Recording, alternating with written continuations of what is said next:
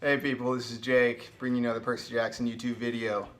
Now, fun fact, this is actually, today marks a year of YouTube stuff for me. I started my first video last year, it was August 22nd of 2017, and now it's August 22nd, 2018. So, woohoo! We've survived for a year. Awesome stuff. Now I'm not going to give you some huge heartfelt monologue about how grateful I am and how I never thought it would get this far and blah blah blah. But to those of you who have watched me and supported me all this time, thank you. Y'all are cool. Now today I thought it would be appropriate because, like I said, my first video a year ago, it was about Per Rachel, and looking back on it, it was a really dumb thing to do, making my first video about one of the most hated ships in the entire fandom, and not only making it but like saying good things about it, which I don't even like that ship, but I was just trying to be, you know, fair and all that crap. So that's what we did. So I'm thinking, let's do the theme of like every year we make it, we'll just talk about a weird ship, or like a not super popular one or whatever. So today we're going to talk about Lukabeth, which is Luke and Annabeth, for those who didn't know that, which I think all of you probably did. But yeah, so today we're going to talk about Lukabeth, just some little things here and there, and my opinion on it, because that definitely matters. So hope you guys enjoy. So the thing that struck me about Lukabeth, and probably struck you all as well, is that it's not really an official thing until like the very end, you know, like there's something going on between it, but it's always like a really complicated sibling thing, you know. And like, and Annabeth would have like a crush on Luke, but she's like 12 and he was like 19, and he wears tank tops with his, you know, nice arm muscles, and the you know, the surfer dude, blonde hair and a scar and all that. And I mean, I would probably have a crush on him as a dude crush, and I'm straight. So you really can't blame Annabeth for having a crush, but like that's all it was, you know? It was like a celebrity crush kind of thing. And someone she really looked up to.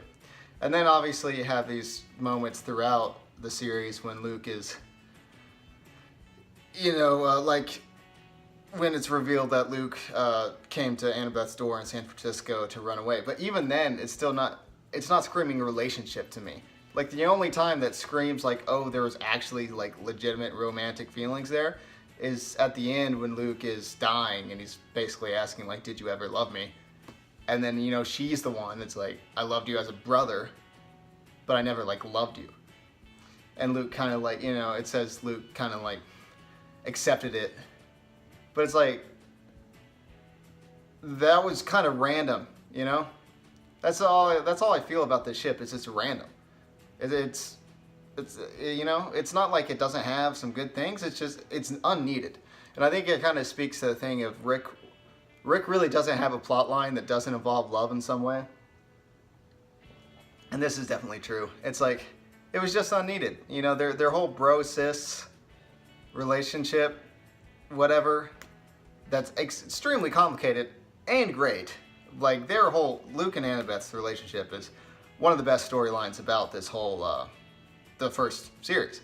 And just the struggles that they go through and the emotional crap that Annabeth has to go through, knowing Luke went before he turned, you know, GoldenEye Cronus evil. But all that. But also, you know, I guess there should be a little more credit to the ship because it does make Percy jealous. But that's basically all it did. Like, it's like, that was basically the only purpose of this ship. To make it a little more edgy of like, oh, Percy's jealous of Luke. You know, but it's like, it was never really threatened. I mean, it was pretty obvious that Percy and Annabeth was going to get together, and it's super obvious that Annabeth and Luke wasn't going to get together. And I mean, maybe if this was like an adult fantasy, like epic shindig thing, maybe I would expect something crazy like Luke and Annabeth to happen at the end, but not Percy Jackson. I mean, come on, the dude's name is in the title of the series. So, yeah, pretty much just a random thing. I don't ship it. I think that obviously I don't ship it, but if you do ship it, let me know. Not so I can make fun of you, but just I'd like to talk about it. Not in like a negative way. I just want to see your opinions on it, because I'm sure maybe there are some Lukabeth shippers out there that are just kind of hiding and like, oh dear gosh, I can't say I ship that or everyone's going to think I'm stupid. I might think you're I'm just kidding. I won't think you're stupid. I want to talk to you about it.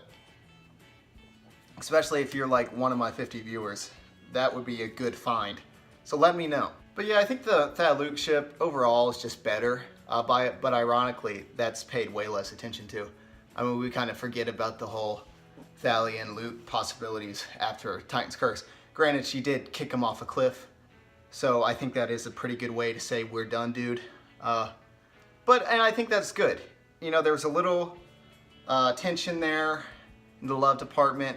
It made sense, one, because they're actually like closer to the same age.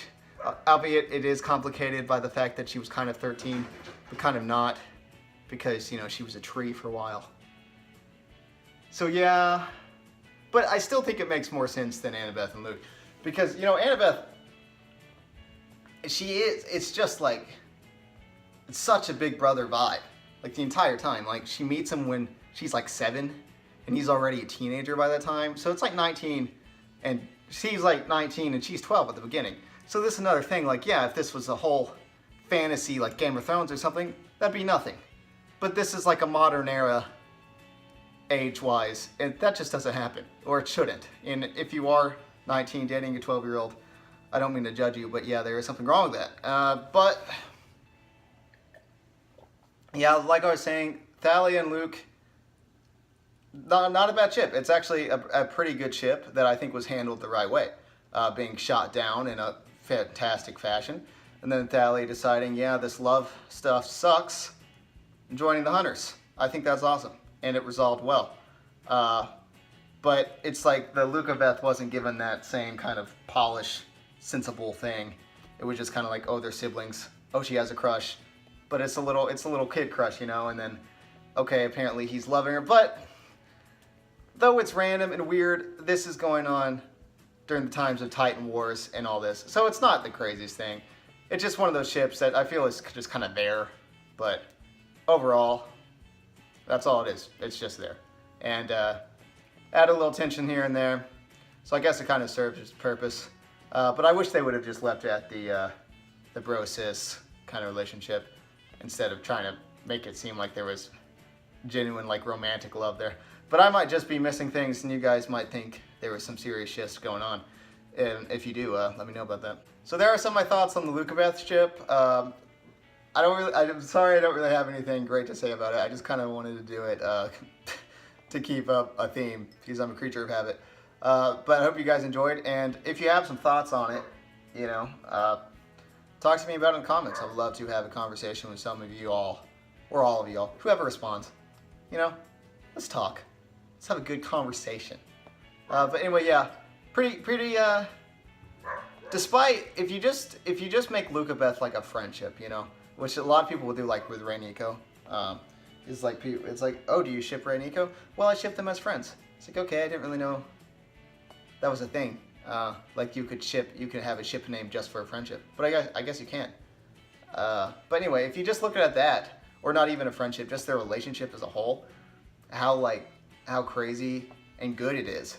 And that's the thing, like, Luke and Annabeth shouldn't be looked at as a relationship, or the fact that she didn't go with him to San Francisco and all this. I feel like this is just kind of stuff that is there and it is important, but overall their relationship doesn't really need to be seen that way, because I think there's a lot more to it going, just looking at it away from the romance side. Just what she's gone through with him, their whole story. It's beautiful. It's good. One of the best parts about the original series. Luke, definitely the best villain of that whole Riordan-verse. One of my favorite villains ever. Dear gosh, I hope we get a good Percy Jackson movie one day. Anyway, yeah, thank you guys for watching. I hope you have a good time, whatever you're doing. And again, thanks for all the support. And do fun stuff.